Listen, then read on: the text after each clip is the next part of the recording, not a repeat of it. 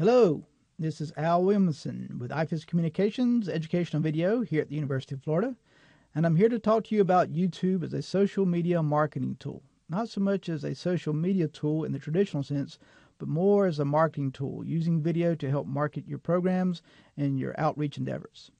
Our goals for the session is we're going to talk a little bit about setting up a social media account with the University of Florida and why that's so important. And of course, we're going to talk about YouTube and optimizing your YouTube channel, talking about uploading videos, what to check on and what to check off when you're in the YouTube interface, making playlists and how this can help organize your YouTube materials, and sharing videos for Facebook, websites, and so on. So let's start off by talking about setting up a social media account. And IFIS Communications has a web page that details that information. I'll click on that real quick, kind of give you an idea of what we have here and the reasons why. If you look at the second paragraph or the second section here, you'll see some of the details, and really makes a lot of sense if you go this way, because that way this account is shared across multiple users, so to speak. And you don't have to worry about being in the office that particular day to take something down or put something up. Someone else can take care of that for you while you're out of the office. Or let's say you move on or retire. That account is evergreen and is usable by your particular office. So if you're a first-time YouTube account owner, you'll already be in compliance. And if you're an existing YouTube account owner, and let's say that the account is set up in your username at ufl.edu, this will no longer be the case, and it takes all the onus off of you. So with that, let's get started setting up YouTube. And I want to make this clear that what we're going to look at is some recommendations for YouTube. These are not set in stone guidelines, so to speak, but what we suggest is a better way of looking at YouTube for not only for you, but also for your end user. Well, probably the first thing to talk about in setting up your YouTube is uploading the videos. And keep in mind what YouTube does when you upload your video to it is it's not going to stream that video back or words all over off of YouTube. What it's going to do is going to take the software and it's going to encode it so it streams. It's going to do the best quality it can. So when you export from your editing software, your video editing software, you want to maybe consider using a built-in setting of your software that goes for YouTube. And it may have 2 or 3 choices, like one for Facebook, one for YouTube. I would suggest trying the one for YouTube first. Chances are it's already been optimized and will work well. However, you may have a software that does not have those settings. So if you have the ability to choose something, try to choose H.264. That should be a choice that's from your software, and it should, at the end of the one way to know that it's H.264, it will have an MP4 suffix at the end, so it'll be .mp4 at the end. And you want to keep your data rate high. You should have one of those, would be one of your pull down choices. That's going to give you a higher quality video that YouTube can encode from. And then 1280 by 720 is a minimum for HD work. So in other words, if you think you're going to put it up there as HD and let YouTube do its magic to it, you want to make sure that the export size is 1280 by 720, and that's the minimum. But again, going back to this original setting, really consider using the built-in settings of your software, and chances are you can't go wrong. This is the University of Florida IFIS Extension Solutions for your live YouTube channel. I'm using this as an example, just giving you some ideas, especially if you're a first-time YouTube channel person. First thing maybe take a look at is up here in the top left corner is what they refer to as an avatar. It's best to have something up there rather than keeping it blank. Really wouldn't recommend a picture of yourself, but you could do that. But anyway, I suggest something that has a University of Florida IFIS extension in it. The way you set that up is over here in the channel settings, and you can see the avatar there, and you can add them, and they're 800 by 800. I chose the color blue for this particular channel, coming close as I could to what I consider University of Florida blue. Over here's info and settings under tab here.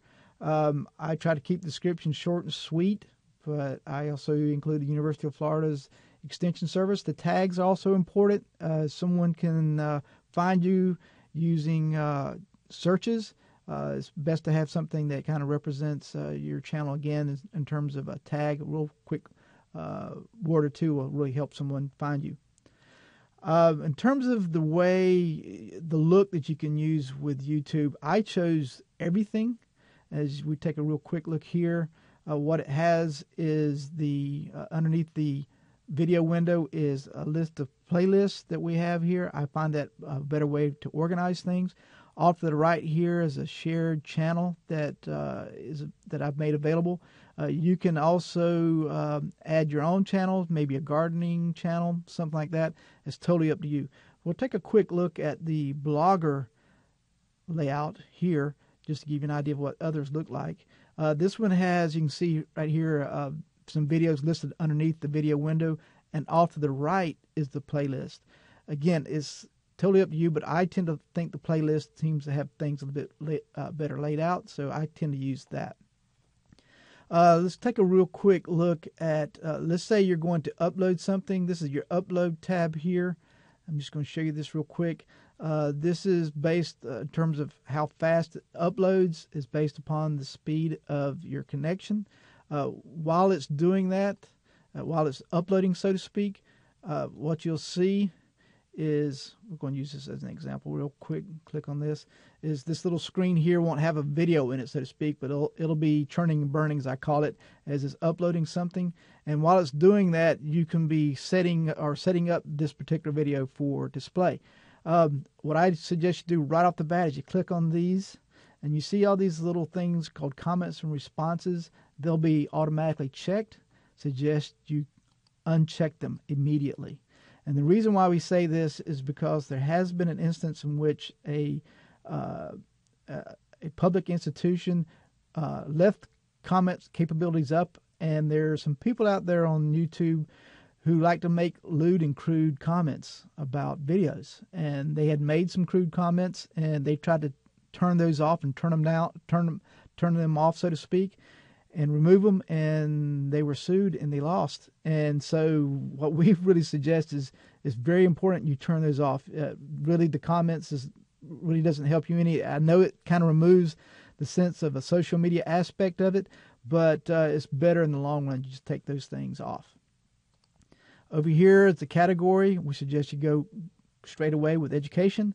You have public as far as your settings. If you go with unlisted just means that someone who someone who just kind of visits your site will not be able to see the videos on that site.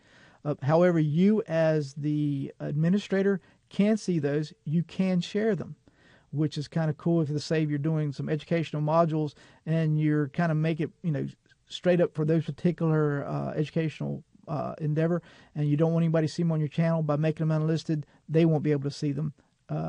Only the administrator tends to be the ones who can see them. I'm going to go back and make this a public here. In terms of your tags are very important in the sense of, again, how someone can search using a search engine, find your materials. If you want to add something you don't see there, you can just hit the plus sign there. And I'm going to type in children. And then if I want to save this, I just save the changes I just made. Okay, we mentioned playlist, and I want to kind of go through that process really quickly here. We go to our video manager, and you see over here on the left, we have playlist. And these are some playlists that I've already created here on the Solutions for Your Life channel. I'm going to use this top one here as an example. I'm going to go to edit. Okay, as you can see, this is the 3 videos that are listed. One thing you can do, if you scroll over here to the left, you see these ones with the little dots here. I can actually drag this up in order. I can change the order if I want. I suggest you kind of maybe consider that whenever you've added a new video and it's the latest and greatest video to this particular playlist. It's probably a good idea to do that. Let's say we're going to add a video, and one of the ways you kind of do that, you have to do it by URL. So using something as an example here, I'm going to go to this particular video here. Okay. And you see this little tab here, it says share. I'm going to copy this, and then I'm going to go to my playlist. back to my playlist here. I'm going to say edit, and this is add video by URL. I'm going to paste that,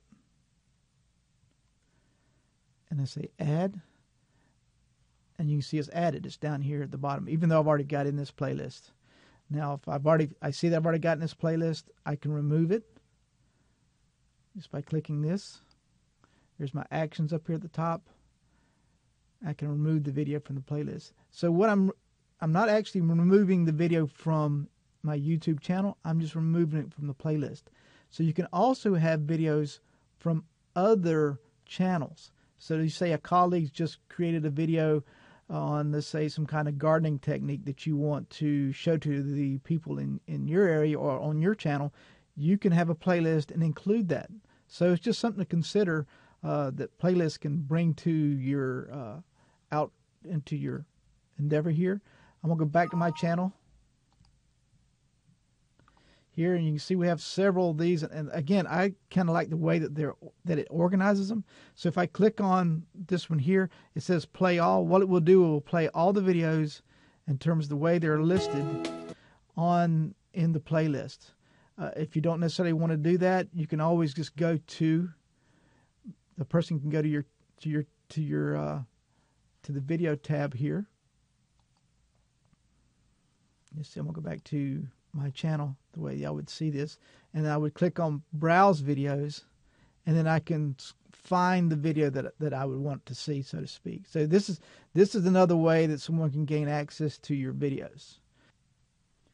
And one final thing to talk about is setting up your featured video. You see here the featured video that's showing up on this particular channel. We wanted to, go to here. You want to click on this and choose what might be your latest and greatest video that's came up. I'm using this one as an example, applying it, and it will show up, so to speak, and that's my featured video. You probably want to do this whenever you bring a new video in, upload your latest and greatest video. Make sure it's your featured video. Another thing to consider is if you want to clean up your channel, is stay on top of that. For instance, here's an example right here. I'm going to click on this. This was a test that I did.